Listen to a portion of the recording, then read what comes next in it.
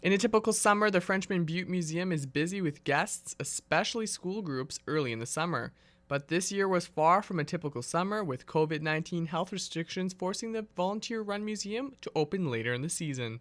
We were able to open the tea house on the 13th of June, but we weren't able to open the museum until the end of June. Now that the facility is fully open, they have health guidelines in place to keep visitors safe. We're following restrictions with sanitizing and distancing.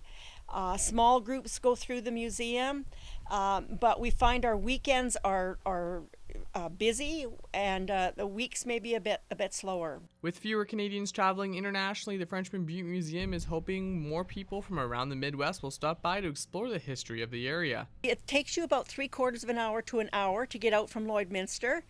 And when you get here, we have a log tea house that you can have tea or coffee or a light lunch in and enjoy looking around in there at the artifacts. We have a waterfall. We have all kinds of flowers around the tea house.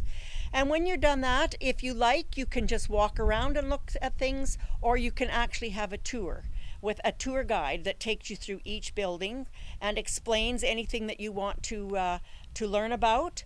And there are all kinds of questions. There is a playground here that the kids can work on, and the biggest thing is to see the old machinery that the guys have restored, and yeah, so it's a whole afternoon visit. In addition to the log tea house and museum with one-room schoolhouse and many refurbished artifacts, there's an RV park on site for people who want to see the area over multiple days. We have so much history right in this area, and this is why we kind of got the RV park going. There's a place for you to stay with full hookups for your RV. There's a historic site 6 miles north of here where the last battle of the 1885 rebellion was fought. There's also Fort Pitt west of us here where the trading post was. And we're right beside the North Saskatchewan River.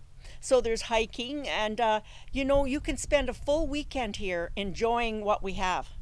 The museum is the hub of the hamlet during the summer months, with many residents stopping by to have a coffee in the morning, excited to show off their community to visitors. Once you're here, you will enjoy every minute of it. It's just to get you to come to Frenchmen Butte, to see the museum, and see the scenery. We have a site on top of the hill up here where the church is, that it's $1 million view, and it doesn't cost you anything. Jace Mackey, Primetime Local News.